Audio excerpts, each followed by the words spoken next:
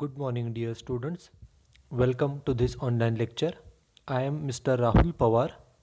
In today's lecture, we are going to study the sixth example on the topic income from house property. In this particular example, we are going to calculate the income of three house properties owned by a single owner. आजच्या या लेक्चरमध्ये आपण आपला जो topic आहे income from house property या टॉपिकवरचं 6वं example पाहणार आहोत. या एक्झाम्पलमध्ये आपण एका ओनरकडे जर 3 हाऊस प्रॉपर्टीज असतील तर त्या तिन्ही घरांचं इन्कम सेपरेटली कशा पद्धतीने कॅल्क्युलेट केलं जातं आणि नंतर टोटल इन्कम कसं कॅल्क्युलेट केलं जातं हे आपण या एक्झाम्पलमध्ये पाहणार आहोत. This is example number 6. Read the example carefully. Mr. Satish is the owner of 3 house properties. This is the first sentence of the example, and in this first sentence it is mentioned that Mr. Satish is an owner of 3 house properties. एक्झाम्पलच्या पहिल्या सेंटेन्समध्ये आपल्याला सांगितले की mister Satish नावाचा व्यक्ती आहे आणि तो व्यक्ती किती हाऊस प्रॉपर्टीचा ओनर आहे तर he is the owner of 3 house properties. त्याच्याकडे एकूण 3 हाऊस प्रॉपर्टीज आहेत. Okay, he provides you the following information. ह्या ज्या तिन्ही हाऊस प्रॉपर्टीज आहेत या तिन्ही हाऊस प्रॉपर्टीची आपल्याला इन्फॉर्मेशन दिलेली आहे. Okay, read the information. This is information relating to first house. जे पहिलं घर आहे त्या घराची इन्फॉर्मेशन बघा. The fair rent of this house is ₹4000. एक्झाम्पलमध्ये सांगितलं आहे की हे जे पहिलं घर आहे या घराचं फेअर रेंट किती रुपये आहे तर ₹4000 आहे. ना question is what is fair rent. Fair rent म्हणजे काय तर if we give our house property on a rent throughout the year then how much rent we could receive is called as a fair rent. जर समजा आपण आपली house property वर्षभरासाठी रेंटवरती दिली तर एका वर्षाचं किती रुपये रेंट मिळू शकतं. How much rent we can get if we give our house on a rent throughout the year it is called as a fair rent. वर्षभर जर समजा आपण आपलं घर रेंटवरती दिलं तर वर्षभराचं किती रुपये रेंट मिळू शकतं त्याला फेअर रेंट असं म्हटलं जातं. या घराचं फेअर रेंट किती रुपये सांगितलं आहे. The amount of fair rent is ₹4000. म्हणजेच काय, हे जर घर जे पहिलं घर आहे ते घर जर वर्षभर रेंटवरती दिलं तर वर्षभराचं एकूण ₹4000 एवढं रेंट मिळू शकतं. This is first point. After that second sentence is it was used by him for own residence. हे जे पहिलं घर आहे ज्या घराचं फेअर रेंट आपण आत्ताच वाचलं की घराचं फेअर रेंट 4000 आहे, हे घर कशासाठी वापरले. It is used for own residence. ह्या घराचा वापर स्वतःच्या राहण्यासाठी केलेला आहे. ओन म्हणजे स्वतःच्या, रेसिडेन्स म्हणजे राहण्यासाठी, आणि स्वतःच्या राहण्यासाठी घराचा वापर केला म्हणजेच हे घर कोणत्या प्रकारचं झालं तर it is a self occupied house property. According to Income Tax Act, there are two types of house properties. First one is self-occupied and second one is let-out house property. What is self-occupied property? When a house property is used by the owner for his own residence or for the residence of his family members, then that house property is called as a self-occupied house property.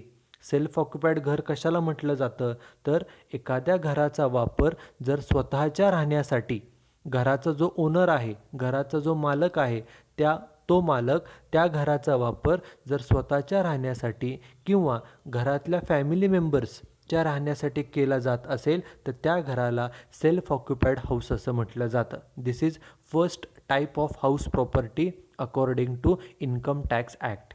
Now the second type.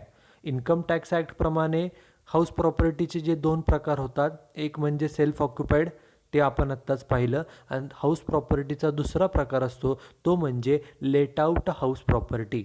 Late out house म्हणजे काय तर जर समजा आपण आपलं घर, स्वतःच्या मालकीचं घर एखाद्याला रेंटवरती दिलं, भाड्यानं दिलं तर त्या घराला लेट आऊट हाऊस असं म्हटलं जातं. If a house property is given on a rent, then that house is called as a let out house. Okay, now in the first केस जे पहिलं घर आपल्याला सांगितलेलं आहे त्या घराच्या बाबतीत सांगितलं आहे की first house is used for own residence. घराचा वापर स्वतःच्या राहण्यासाठी केला आहे, म्हणजेच हे जे घर आहे हे घर सेल्फ ऑक्युपाईड आहे. आणि आपण प्रिव्हियस लेक्चरमध्ये पाहिलेलं आहे की if any house is self occupied then the net annual value of such house should be taken as a zero. जर एखादं घर सेल्फ ऑक्युपाईड असेल तर सेल्फ ऑक्युपाईड घराची नेट ॲन्युअल व्हॅल्यू ही शून्य मानली जाते. आणि तिथून पुढं सुरुवातच करताना नेट ॲन्युअल व्हॅल्यूपासून केली जाते आणि मग पुढचे जे काही स्टेप्स आहेत त्याप्रमाणे इन्कम हे कॅल्क्युलेट केलं जातं. This is information of first house. Now we will see the information relating to second house. Second हाऊसची माहिती काय सांगितले बघा. तर expected rent of this house is ₹5,600. हे जे काय सेकंड हाऊस आहे, दुसरं घर आहे, या घराचं एक्सपेक्टेड रेंट किती आहे तर ₹5,600 एवढं आहे. आता हे पहिलंच एक्झाम्पल आहे की ज्यामध्ये आपल्याला एक्सपेक्टेड रेंट हे कॅल्क्युलेट करून दिलेलं आहे. नॉर्मली आपल्याला एक्सपेक्टेड रेंट हे कॅल्क्युलेट करावं लागतं. ज्या वेळेला सुरुवातीला आपण ग्रॉस ॲन्युअल व्हॅल्यू कॅल्क्युलेट करतो, while calculating the gross annual value we calculate this expected rent.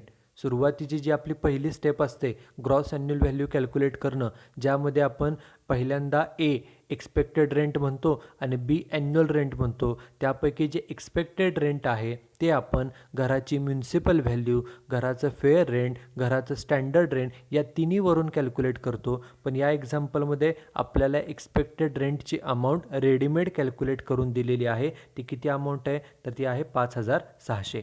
हे एक्सपेक्टेड रेंटची अमाऊंट रेडीमेड दिलेली आहे. पुढं काय सांगितलं बघा. It was let out on a monthly rent of ₹400 per month. हे जे घर आहे it was let out. Let out म्हणजे रेंटवरती दिले. हे घर कुणाला तरी रेंटवरती भाड्यानं दिलेलं आहे. किती रुपये रेंट आहे. Monthly rent of ₹400 per month.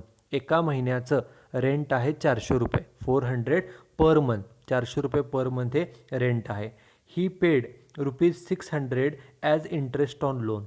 हे जे दुसरं घर आहे या घराशी रिलेटेड काय खर्च सांगितला आहे तर ₹600 हे आपण इंटरेस्ट ऑन लोन एवढं व्याज हे पेड केलेलं आहे. इंटरेस्ट ऑन लोन किती आहे तर ₹600 एवढं इंटरेस्ट आपण पेड केलेलं आहे. त्यानंतर next expenditure is ₹200 as a ground rent. ग्राउंडचं रेंट किती पेड केलं तर ₹200. आणि शेवटी ₹300 as a fire insurance premium. हे जे सेकंड हाऊस आहे या घराचा फायर इन्शुरन्स म्हणजे अग्निविमा आहे, त्याचं प्रीमियम किती पेड केला आहे तर ₹300 एवढा फायर इन्शुरन्स प्रीमियम हा पेड केलेला आहे. This is information about the second house. Okay, now the main question that in this particular example we are given 3 expenses relating to house property. First expenses is interest on loan, second expenses is ground rent and third expenses is fire insurance premium. Okay, आपल्याला हे जे दुसरं घर आहे या घराशी related एकूण 3 खर्च दिलेले आहेत. पहिला खर्च आहे इंटरेस्ट ऑन लोन, दुसरा खर्च दिला आहे ग्राउंड रेंट आणि तिसरा खर्च आहे फायर इन्शुरन्स प्रीमियम. आता हे जे 3 खर्च आपल्याला दिलेले आहेत यापैकी कोणते खर्च विचारात घेतले जातात आणि कोणते खर्च निग्लेक्ट करावे लागतात किंवा ते विचारात घ्यायचे नाहीत. तर according to income tax act, while calculating the income from house property we should consider only 2 expenses. First expenses is interest on loan. पहिला खर्च कोणता विचारात घ्यायचा इंटरेस्ट ऑन लोन, तो किती आहे ₹600 आहे. And second expenses is municipal tax paid. Municipal tax ह्या सेकंड हाऊसचा आपल्याला कुठेही दिलेला नाही. ओके, एवढे 2च खर्च कोणकोणते. पहिला म्हणजे इंटरेस्ट ऑन लोन आणि दुसरा खर्च म्हणजे municipal tax. Only these 2 expenses should be considered and remaining expenses. मग बाकीचे खर्च कोणकोणते आहेत बघा. एकतर ग्राउंड रेंट आहे. ओके, अजून कोणता आहे तर फायर इन्शुरन्स प्रीमियम आहे. Other expenses should be totally ignored. Income from house property calculate करत असताना फक्त 2 खर्च विचारात घ्यायचे. एक म्हणजे घरावरती घराचा म्युन्सिपल टॅक्स पेड हा पहिला खर्च आणि दुसरा म्हणजे इंटरेस्ट ऑन लोन. ओके, घरासाठी जर कर्ज काढलं असेल तर त्याच्यावरचे व्याज. एवढे 2च खर्च विचारात घ्यायचे. Other expenses relating to house property should be totally ignored. घराशी रिलेटेड जे बाकीचे खर्च असतील ते पूर्णपणे इग्नोर केले जातात, त्यामुळे त्या खर्चाला इथं काट मारलेले ते खर्च येणार नाहीत. कोणकोणते खर्च येणार नाहीत बघा, तर ग्राउंड रेंटचा खर्च जो आहे तो ग्राउंड रेंटचा खर्च येणार नाही, आणि पुढे जो काय फायर इन्शुरन्स प्रीमियम आहे तो सुद्धा खर्च येणार नाही. This is information of second house property. Now the third house. Okay, this is information of third house property. काय सांगितले बघा, तर म्युन्सिपल व्हॅल्यू आहे ₹6,000.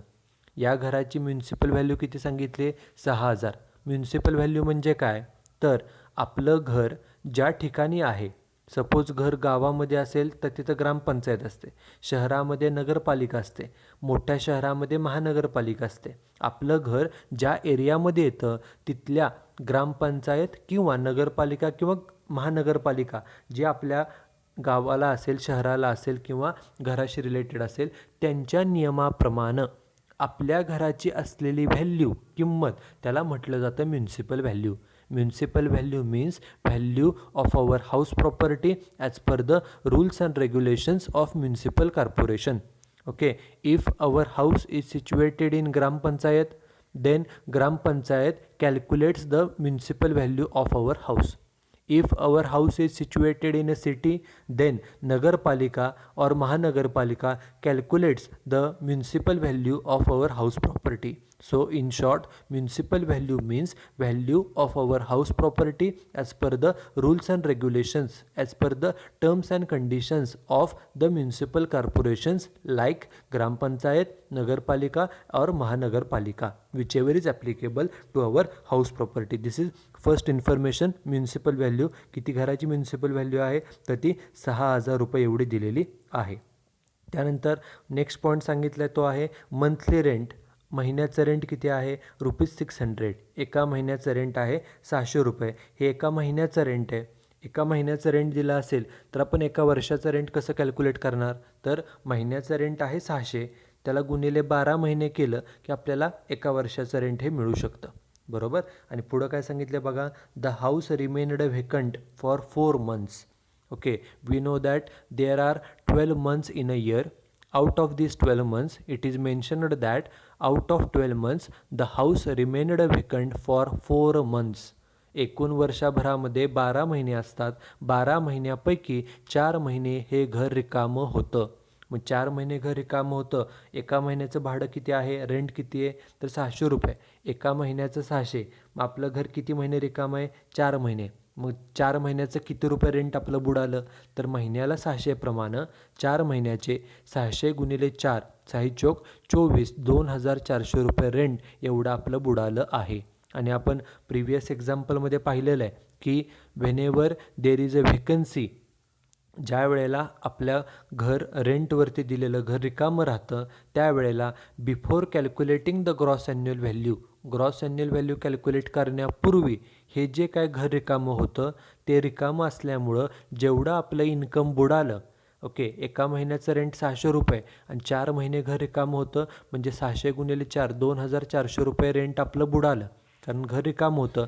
हे जे आपलं इन्कम बुडालं आहे तेवढं इन्कम आपलं कमी झालं, म्हणून तेवढं इन्कम हे लेस केलं जातं आणि मगच ग्रॉस ॲन्युअल व्हॅल्यू ही कॅल्क्युलेट केली जाते. This is information of third house and after that we are asked to calculate his income from house property for assessment year 2021. आपल्याला 2020-21 या वर्षाचं इन्कम हे कॅल्क्युलेट करायचं आहे. आता इन्कम कॅल्क्युलेट करताना सर्वात पहिल्यांदा आपण एक घराचं इन्कम कॅल्क्युलेट करणार आहोत. त्यासाठी सुरुवातीला व्यक्तीचं नाव कोण आहे, who is the owner of the house, mister Satish is the owner of the house. So on the first line we should mention the name of the owner, that is mister Satish. सगळ्यात पहिल्यांदा आपण जे पहिलं घर आहे त्या घराचं इन्कम कॅल्क्युलेट करणार आहोत. त्यासाठी पहिल्यांदा व्यक्तीचं नाव मेन्शन केलं, मिस्टर सतीश, ह्या फर्स्ट पॉईंट. त्यानंतर आपल्याला हाऊस प्रॉपर्टी इन्कम कॅल्क्युलेट करायचं आहे. So on the second line we should mention computation of income from house property. आपण हाऊस प्रॉपर्टीचं इन्कम कॅल्क्युलेट करतो आहे हे मेन्शन करावं लागतं. And on the third line we should mention for which assessment year we are calculating the income. आपण कोणत्या assessment इयरसाठी income calculate करतो आहे, तर फॉर असेसमेंट इयर 2021 या वर्षाचं आपण इन्कम कॅल्क्युलेट करत आहोत. आता जे पहिलं घर आहे फर्स्ट हाऊस, त्यांनी ते एक्झाम्पलमध्ये सांगितलेलं फर्स्ट हाऊस हे सेल्फ ऑक्युपाईड आहे. बरोबर. म्हणून तिथं ब्रॅकेटमध्ये लिहिलं फर्स्ट हाऊस ब्रॅकेटमध्ये सेल्फ ऑक्युपाईड. जे पहिलं घर आहे ते सेल्फ ऑक्युपाईड आहे हे आपण तिथे मेन्शन केले आपल्या माहितीसाठी. Okay. Now we have to prepare 3 columns. आपण ज्या वेळेला इन्कम फ्रॉम हाऊस प्रॉपर्टीचं कॅल्क्युलेशन करतो त्यावेळेला फॉर्मॅटप्रमाणे we have to prepare 3 columns. आपल्याला एकूण 3 कॉलम्स तयार करावे लागतात. First column is particulars, second column amount in rupees and third column is amount in rupees. हे एकूण आपल्याला 3 कॉलम्स तयार करावे लागतात. आता जे आपलं पहिली हाऊस प्रॉपर्टी आहे, ज्या हाऊस प्रॉपर्टीचा आपण इन्कम कॅल्क्युलेट करतो आहे त्यांनीच एक्झाम्पलमध्ये काय सांगितलं आहे, the first house is self occupied. पहिलं घर जे आहे ते सेल्फ ऑक्युपाईड आहे. आणि आपण प्रिव्हियस लेक्चरमध्ये नोट पाहिलेली आहे की as per income tax act the net annual value of self occupied house, income tax act काय सांगतो की जर एखादं घर सेल्फ ऑक्युपाईड असेल तर सेल्फ ऑक्युपाईड घराची नेट ॲन्युअल व्हॅल्यू किती घ्यायची असते, तर ती 0 मानायची असते. ओके. त्यामुळं सेल्फ ऑक्युपाईड हाऊस जर असेल तर कॅल्क्युलेशन करताना सुरुवातच करायची नेट ॲन्युअल व्हॅल्यूपासून. आणि नेट ॲन्युअल व्हॅल्यू किती घ्यायची, तर ती आउटर कॉलमला डायरेक्ट 0 मानली जाते. हे आपण का मानतोय हे आपण सांगत नाही, तर as per income tax act, income टॅक्सच्या नियमाप्रमाणेच जर एखादं घर सेल्फ ऑक्युपाईड असेल तर त्या घराची नेट ॲन्युअल व्हॅल्यू ही 0 मानली जाते. त्यामुळे त्याप्रमाणे इथं नेट ॲन्युअल व्हॅल्यू लिहिली आणि अमाऊंट आउटर कॉलमला घेतली 0. आता नेट ॲन्युअल व्हॅल्यू 0 घेतल्यानंतर एक वेळ जागा सोडायची. नेट ॲन्युअल व्हॅल्यूनंतर शेवटी एकच स्टेप राहते, ती कोणती, त्यातून लेस करायचं, लेस डिडक्शन्स अंडर सेक्शन 24. इन्कम टॅक्समध्ये जो हाऊस प्रॉपर्टी आपला टॉपिक आहे त्यासाठी सेक्शन 24 आहे. आणि ह्या सेक्शन 24मध्ये ज्या काही डिडक्शन्स आहेत, डिडक्शनचा अर्थ होतो वजावट, त्यामुळे त्या मायनस केल्या जातात. त्या डिडक्शन्स ह्या नेट ॲन्युअल व्हॅल्यूमधून ह्या मायनस केल्या जातात. MCQ क्वेश्चनसाठी, ऑब्जेक्टिव्ह क्वेश्चनसाठी हा नेहमी प्रश्न विचारला जातो की deductions from house property are given under section dot dot dot. ऑब्जेक्टिव्हला प्रश्न विचारला जातो की हाऊस प्रॉपर्टीच्या डिडक्शन कोणत्या सेक्शनमध्ये आहेत, तर तो सेक्शन आहे सेक्शन 24. ओके. मग या सेक्शन अंतर्गत कोणकोणते डिडक्शन्स आहेत, the first deduction is for standard deduction. पहिले डिडक्शन आहे ती आहे स्टँडर्ड डिडक्शन. ती किती दिली जाते, it is given at the rate 30% of net annual value. Standard deduction किती दिली जाते, जेवढ्या आपल्या घराची नेट ॲन्युअल व्हॅल्यू आहे त्याच्या 30%.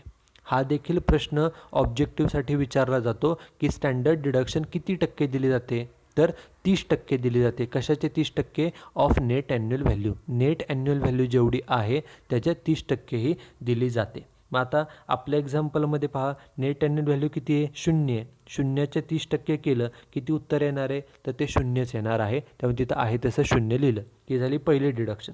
त्यानंतर दुसरी डिडक्शन कोणती असते, second deduction is interest on loan. मग आता आपण पहिल्या घराचं कॅल्क्युलेशन करतो आहे. बघा पहिल्या घरामध्ये इंटरेस्ट ऑन लोन, फर्स्ट हाऊसच्या बाबतीमध्ये इंटरेस्ट ऑन लोन कुठे दिलं आहे का, तर इंटरेस्ट ऑन लोन कुठेही दिलेलं नाही. बरोबर. म्हणजे पहिल्या घरावरती कोणतं कर्ज नाही आहे, त्यामुळे इंटरेस्ट ऑन लोन नसेल. त्यामुळे इंटरेस्ट ऑन लोन आहे तसं 0 घेतलं. दोन्हीच्या खाली रेष ओढायची, दोन्हींची बेरीज बाहेर किती आली, तर 0. बरोबर. मग वरती नेट ॲन्युअल व्हॅल्यू 0 होती, 0मधून 0 केले, वजाबाकी किती आली, 0. त्याला नाव द्यायचं इन्कम फ्रॉम हाऊस प्रॉपर्टी, कंसामध्ये त्याला नाव दिलं फर्स्ट हाऊस. जे पहिलं घर आहे, okay, the first house property. First house property is a self-occupied house property, and as per Income Tax Act, the net annual value of self-occupied house property should be taken as a 0. Income tax कायद्याच्या नियमाप्रमाणे self occupied घराची net annual value ही 0 मानायची असते. मग ती net annual value 0 मानल्यानंतर त्यातून फक्त deductions वजा केल्या. डिडक्शन्स 2 असतात. स्टँडर्ड डिडक्शन पहिली, नेट ॲन्युअल व्हॅल्यूचे 30%. आपली नेट ॲन्युअल व्हॅल्यू 0 आहे, त्यामुळे 0च्या 30% म्हणजे ती 0 आली, हे एक. सेकंड डिडक्शन असते इंटरेस्ट ऑन लोन. एक्झाम्पलमध्ये कुठेही इंटरेस्ट ऑन लोन दिलं नाही, त्यामुळे तेही 0 घेतलं. दोन्हींची बेरीज बाहेर आली 0. 0मधून 0 मायनस करायचे आहेत. डिडक्शन्स बघा मायनस करायचे आहेत. 0तून 0 गेले किती राहिलं, उत्तर आलं 0. त्यामुळं याला नाव दिलं इन्कम फ्रॉम हाऊस प्रॉपर्टी. आणि प्रिव्हियस एक्झाम्पलमध्ये सांगितल्याप्रमाणे जर एखादं घर सेल्फ ऑक्युपाईड असेल तर सेल्फ ऑक्युपाईड घराचं जे इन्कम आहे ते एकतर 0 येतं किंवा ते इन्कम मायनसमध्ये जातं. ओके, त्याला रिझन काय? कारण नेट ॲन्युअल व्हॅल्यू 0 असते. शून्यातून आपण काही जरी वजा केलं एकतर उत्तर 0 येईल, किंवा ते जे काय उत्तर आहे एकतर 0 उत्तर येईल, किंवा जर शून्यामधून आपण समजा 10,000 वजा केले, 5,000 वजा केले, तर आपलं उत्तर जे आहे ते -5,000 किंवा मायनस जे काय असेल ते जाणार आहे. त्यामुळं सेल्फ ऑक्युपाईड घराला कधीही इन्कम येत नाही. एकतर ते इन्कम 0 येतं किंवा ते मायनसमध्ये जातं. तुमच्या घराचा विचार करा. तुम्ही घराचे ओनर आहात, बरोबर. You are the owner of house property and your house is used for your own residence. तुमच्या घराचा वापर तुमच्या राहण्यासाठी केला जातो आहे, म्हणजे तुमचं घर सेल्फ ऑक्युपाईड झालं. सेल्फ ऑक्युपाईड असल्यामुळे तुमच्या घराची नेट ॲन्युअल व्हॅल्यू 0, बरोबर. त्यानंतर स्टँडर्ड डिडक्शन 30% ते पण 0च येणार, कारण नेट ॲन्युअल व्हॅल्यूच्या 30%, शून्याच्या 30% 0च येणार. जर तुमच्या घरावरती कोणतं कर्ज नसेल, समजा कर्ज नसेल, तर इंटरेस्ट पण 0 येणार. त्यामुळे शून्यातून 0 गेले, तुमच्या घराचं इन्कम हे 0 येणार. पण समजा तुमच्या घरावरती कर्ज आहे, त्या कर्जावरचे व्याज समजा उदाहरणार्थ एक 2,000 व्याज असले, तर शून्यातून हे 2,000 गेले. ओके, समजा 2,000 व्याज असेल, तर शून्यातून 2,000 गेले, उत्तर किती येणार आहे? -2,000. त्यामुळं सेल्फ ऑक्युपाईड घर जेव्हा असतं त्यावेळेला त्या घराचं इन्कम एकतर 0 येतं किंवा ते मायनसमध्ये जातं. हे झालं पहिल्या घराचं इन्कम. आता दुसरं घर बघा. एक्झाम्पलमध्ये दुसरं जे घर आहे ते दुसरं घर काय केलं आहे? ते घर हे मंथली रेंट म्हणजे ते लेट आऊट केलेलं आहे. रेंटवरती दिलं म्हणजे लेट आऊट. ज्या वेळेला लेट आऊट घर असतं, ओके, सुरुवातीला हेडिंग द्यायचं, व्यक्तीचं नाव मिस्टर सतीश. सेकंड लाईनला आपण कोणते इन्कम कॅल्क्युलेट करतो आहे? तर इन्कम फ्रॉम हाऊस प्रॉपर्टी. आपण हाऊस प्रॉपर्टीचं इन्कम कॅल्क्युलेट करतो आहे. तिसऱ्या लाईनला कोणत्या असेसमेंट इयरसाठी? फॉर असेसमेंट इयर 2021 हे मेन्शन करायचं. आणि जे दुसरं आपलं घर आहे, सेकंड हाऊस जे आहे, ते मंथली रेंट म्हणजे रेंटवरती दिलेलं आहे, म्हणून तिथं आपल्या माहितीसाठी दिलं.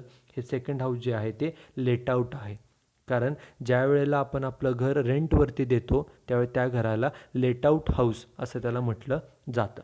मग आता बघा, नेहमीप्रमाणे 3 कॉलम्स तयार करायचे. First column is टायटल्ड as particulars, second column टायटल्ड as amount in rupees, and third column is also टायटल्ड as amount in rupees. असे एकूण आपल्याला 3 कॉलम्स तयार करावे लागतात. आणि हे घर लेट आऊट असल्यामुळं जो काय आपला रेग्युलरचा फॉर्मॅट आहे, पहिली स्टेप काय असते? First step is to calculate the gross annual value. पहिली स्टेप असते ग्रॉस ॲन्युअल व्हॅल्यू कॅल्क्युलेट करणं. आता ग्रॉस ॲन्युअल व्हॅल्यू कशी कॅल्क्युलेट करायची? त्यासाठी 2 अमाऊंट शोधावे लागतात. एक एक्सपेक्टेड रेंट आणि दुसरी असते ती ॲन्युअल रेंट. ओके, आणि एक्सपेक्टेड रेंटची अमाऊंट आणि ॲन्युअल रेंटची अमाऊंट ह्या दोन्हीपैकी खाली काय लिहिले बघा ब्रॅकेटमध्ये? Higher of following to.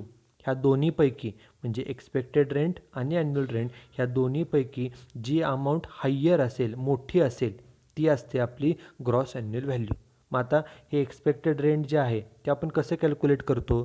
तर expected rent is calculated with the help of municipal value, fair rent and standard rent. ह्या तिन्हीच्या साह्यानं हे एक्सपेक्टेड रेंट जे आहे ते कॅल्क्युलेट केलं जातं. परंतु आपल्या या एक्झाम्पलमध्ये बघा, expected rent of this house is ₹5,600. हे आपल्याला रेडीमेड कॅल्क्युलेट करून दिलेलं आहे. नॉर्मली आपल्याला एक्सपेक्टेड रेंट हे कॅल्क्युलेट करावं लागतं, पण या एक्झाम्पलमध्ये एक्सपेक्टेड रेंट 5,600 आहे असं आपल्याला रेडीमेड दिलं आहे. त्यामुळे आहे तसं एक्सपेक्टेड रेंटचं उत्तर आउटर कॉलमला घ्यायचं. किती रुपये? 5,600. Okay, this is first point. Expected rent किती घेतलं? तर 5,600. त्यामुळं municipal value, fair rent, standard rent हे आपल्याला दिलेलंच नाही आहे. आपल्याला रेडीमेड हे एक्सपेक्टेड रेंटचं उत्तर हे कॅल्क्युलेट करून दिले, ते आहे तसं बाहेर घेतलं. ही झाली पहिली अमाऊंट. त्यानंतर सेकंड अमाऊंट जी घ्यायची असते ती असते ॲन्युअल रेंटची. म्हणून एक ओळ जागा सोडून खाली हेडिंग द्यायचं बी ॲन्युअल रेंट. ॲन्युअल म्हणजे वार्षिक रेंट, वर्षभराचं. बघा इथे एक्झाम्पलमध्ये सांगितलं आहे मंथली रेंट किती आहे? एका महिन्याचं रेंट आहे 400. हे महिन्याचं आहे. मग काय करायचं? तिथं लिहायचं ₹400 गुणिले 12 महिने. महिन्याचं रेंट ₹400, वर्षाचं कॅल्क्युलेट करण्यासाठी गुणिले 12 महिने केलं. 400 गुणिले 12, वर्षाचं रेंट किती आलं? तर 4,800.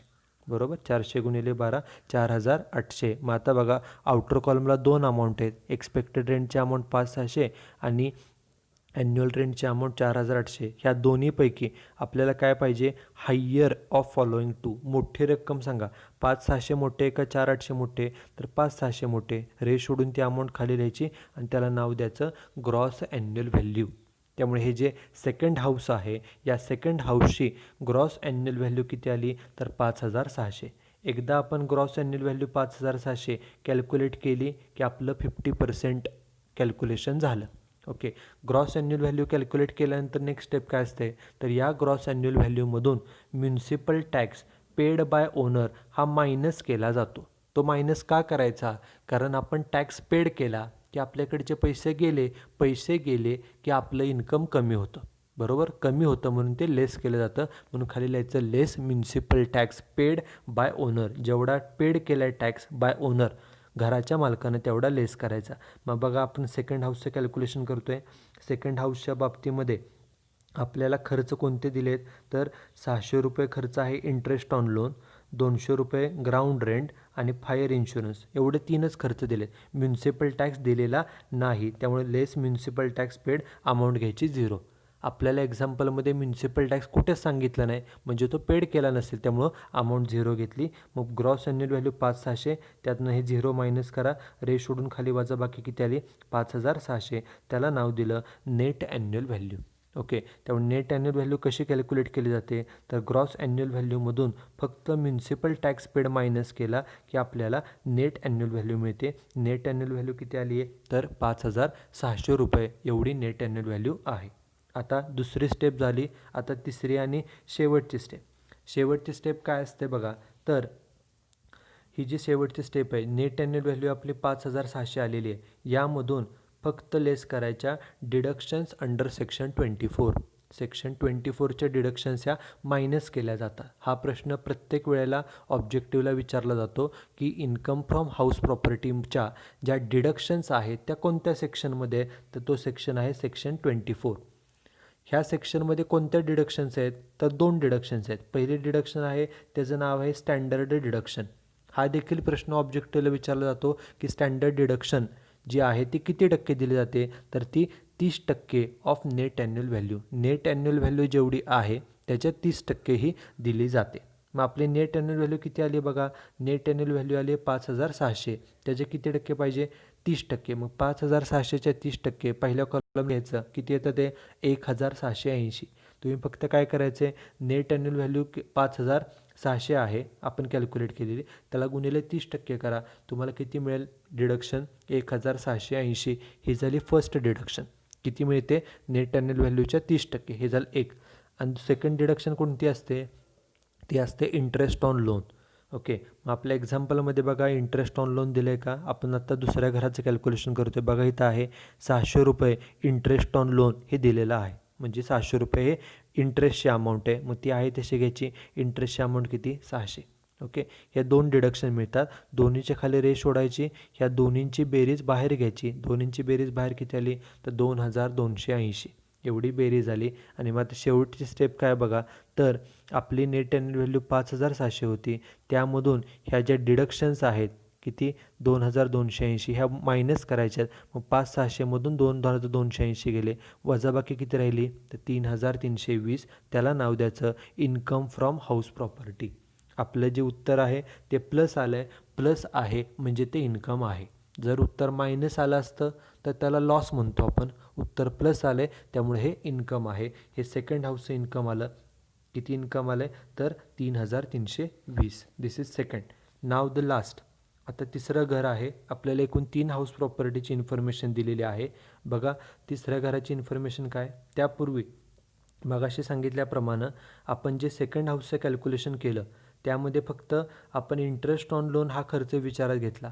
Ground rent, fire insurance premium हे आपण इग्नोर केले, कारण की as per income tax act while calculating the income from house property we have to consider only 2 expenses. First expenses is municipal tax paid and second expenses is interest on loan. ज्या वेळेला आपण एखाद्या house प्रॉपर्टीचे income calculate करत असतो त्यावेळेला आपल्याला फक्त 2च खर्च विचारात घ्यायचे असतात. एक म्हणजे घराचा म्युन्सिपल टॅक्स पेड, घराचा टॅक्स किती पेड केला, आणि दुसरा खर्च म्हणजे इंटरेस्ट ऑन लोन. जर घरावरती कर्ज असेल तर त्या कर्जावरचे व्याज, एवढेच 2 खर्च विचारात घ्यायचे. The remaining expenses relating to house property, घराशी रिलेटेड बाकी कोणताही खर्च असेल तो खर्च टोटली इग्नोर्ड केला पाहिजे, तो दुर्लक्ष केला पाहिजे, तो विचारात घेतला जात नाही. त्याप्रमाणे ग्राउंड रेंट असेल किंवा फायर इन्शुरन्स प्रीमियम असेल हे आपण घेतलेलं नाही. हे झालं सेकंड हाऊस. आता तिसरं शेवटचा हाऊस कोणता आहे, थर्ड हाऊस. बघा थर्ड हाऊसची इन्फॉर्मेशन काय दिले, तर त्या घराची म्युन्सिपल व्हॅल्यू जी आहे ते आहे 6,000 आणि मंथली रेंट आपल्याला दिलेलं आहे. मंथली रेंट म्हणजे महिन्याचं रेंट, म्हणजे हे सुद्धा घर हे रेंटवरती दिलेलं आहे, म्हणजे हे घर लेट आउट आहे. म्हणून बघा आता तिसऱ्या घराचं आपण कॅल्क्युलेशन बघतोय. व्यक्तीचं नाव लिहिलं पहिल्यांदा मिस्टर सतीश. सेकंड लाईनला लिहिलं computation of income from house property, आपण हाऊस प्रॉपर्टीचं इन्कम कॅल्क्युलेट करतो हे लिहिलं. त्यानंतर तिसऱ्या लाईनला लिहायचं फॉर असेसमेंट इयर 2021, आपण कोणत्या असेसमेंट इयरसाठी इन्कम कॅल्क्युलेट करतो आहे, तर 2020-21 यासाठी इन्कम कॅल्क्युलेट करतो आहे. आणि आपल्या माहितीसाठी तिथे मेन्शन केलं आहे की आपलं हे थर्ड हाऊस आहे आणि हे रेंटवरती दिले, त्यामुळे हे लेट आउट हाऊस आहे. ओके, हे आपण आपल्या माहितीसाठी लिहिलं. Before computing the income from house property we have to mention these 3 points. First, the name of the owner. Second, we have to mention which income we are calculating, and on the third line we should mention for which assessment year we are calculating the income. Income from house प्रॉपर्टीचं example सोडवत असताना आपल्याला या 3 गोष्टी mention कराव्या लागतात. पहिल्यांदा व्यक्तीचं नाव म्हणजेच ओनर कोण आहे. त्यानंतर सेकंड लाईनला आपण कोणते इन्कम कॅल्क्युलेट करतो आहे, तर इन्कम फ्रॉम हाऊस प्रॉपर्टी. आणि तिसरं कोणत्या असेसमेंट इयरसाठी, तर assessment year 2020-21. Okay, after mentioning these 3 points we have to draw 3 columns. First column is particulars, second column is amount in rupees, and third column is also amount in rupees. हे 3 column आपल्याला draw करावे लागतात. And we have to draw these 3 columns for full 1 page of the notebook. नोटबुकच्या पूर्ण 1 पेजमध्ये आपल्याला हे तिन्ही column जे आहे ते ड्रॉ करावे लागतात. आत्ताच आपण पाहिल्याप्रमाणे this third house is also a let out house. हे जे तिसरं घर आहे हे रेंटवरती दिलेलं आहे. रेंटवरती दिलं आहे म्हणजेच हे घर लेट आउट आहे. ओके, आणि ज्या वेळेला घर लेट आउट असतं त्यावेळेला आपल्याला 3 स्टेप्समध्ये आन्सर कॅल्क्युलेट करावं लागतं. In which the first step is to calculate the gross annual value of the house property. पहिली स्टेप कोणती असते, तर घराची gross annual value find out करणं. ग्रॉस ॲन्युअल व्हॅल्यू कशी फाइंड आउट केली जाते, तर त्यासाठी आपल्याला एकूण 2 अमाऊंट कॅल्क्युलेट करावे लागतात.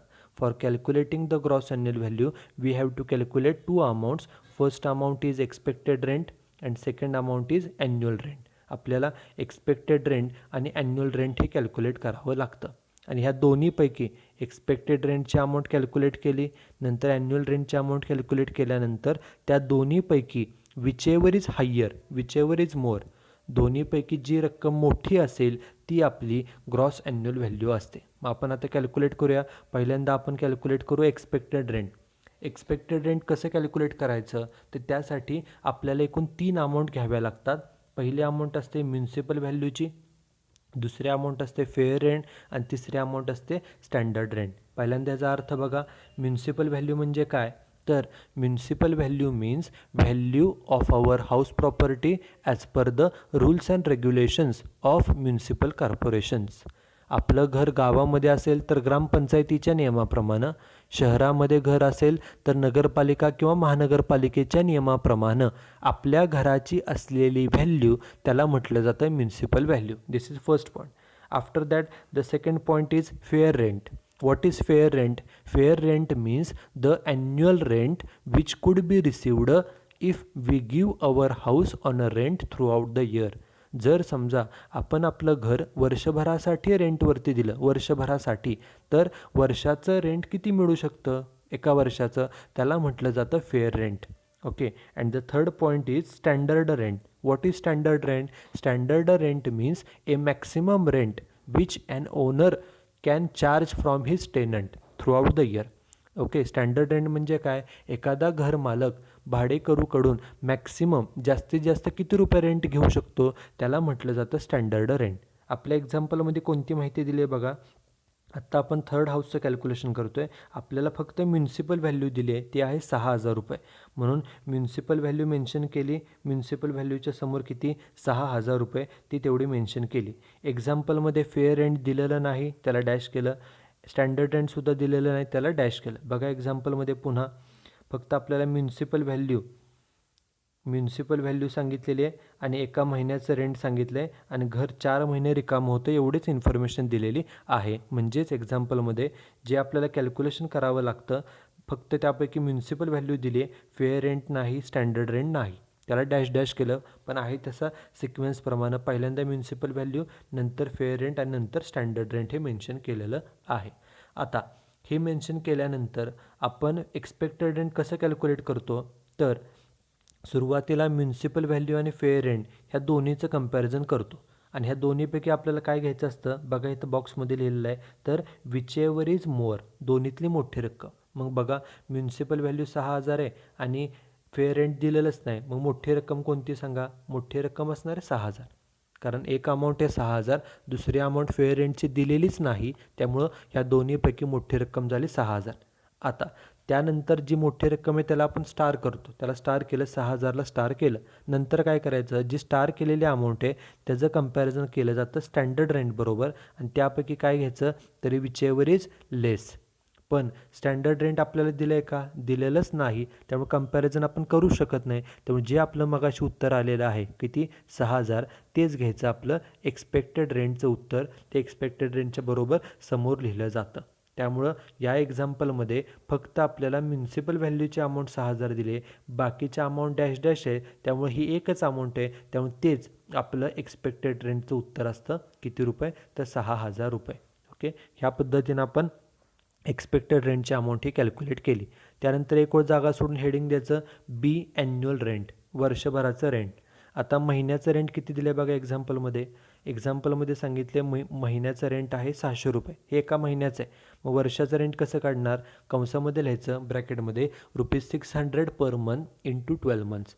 वर्षभराचं रेंट काढण्यासाठी महिन्याचं रेंट 600 रुपये घेतलं, त्याला गुणिले 12 महिने केलं, वर्षाचं रेंट बाहेर किती आलं, तर 7,200.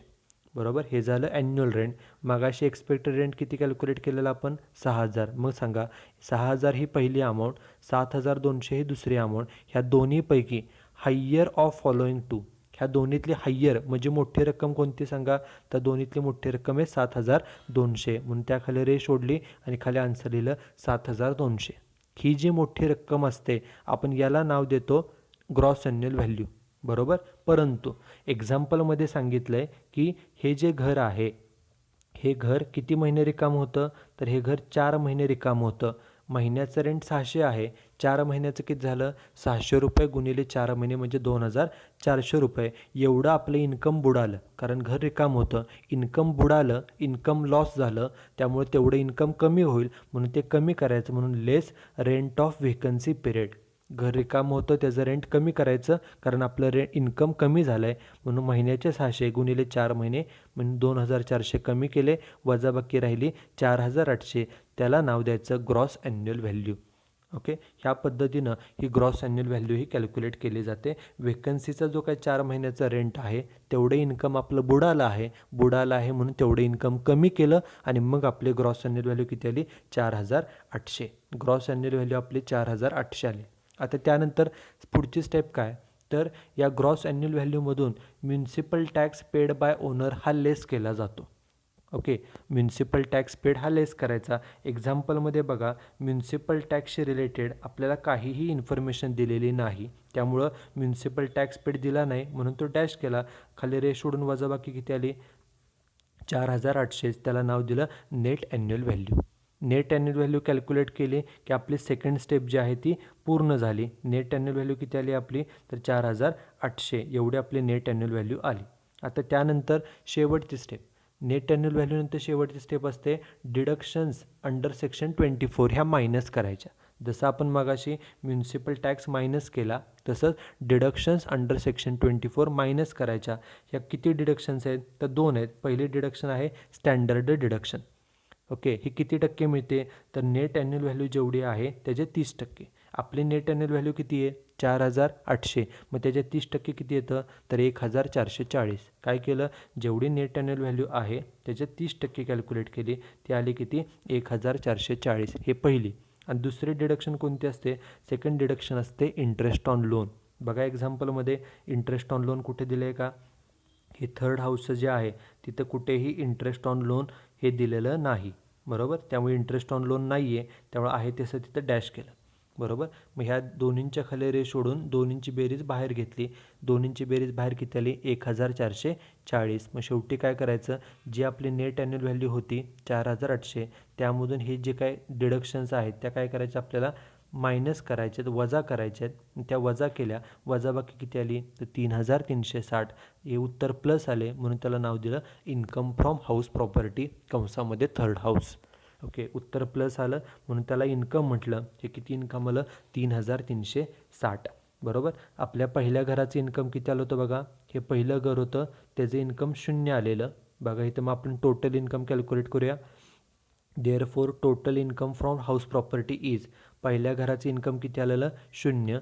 आत्ता आपण हे तिसऱ्या घराचं थर्ड हाऊसचं इन्कम किती कॅल्क्युलेट केलं आहे 3,360. बघा थर्ड हाऊसचं इन्कम 3,360. राहिलं फक्त सेकंड हाऊसचं. बघा आपण इन्कम किती कॅल्क्युलेट केलेलं, हे आहे सेकंड हाऊसचं इन्कम किती आलेलं 3,320, बरोबर. सेकंड हाऊसचं इन्कम 3,320, ते लिहिलं 3,320. पहिल्याचं 0, दुसऱ्याचं 3,320 आणि हे 3,360. टोटल इन्कम किती आलं तर 6,680. त्यामुळे हा जो कोण ओनर आहे मिस्टर सतीश, ज्याचे एकूण 3 हाऊस प्रॉपर्टीज आहे, या तिन्ही हाऊस प्रॉपर्टीचं मिळून टोटल इन्कम आहे 6,680. Total income from house property is ₹6,680. Okay, so this is example, okay, on the computation of income from house property. You should write down this example and solution in the notebook. So thank you very much.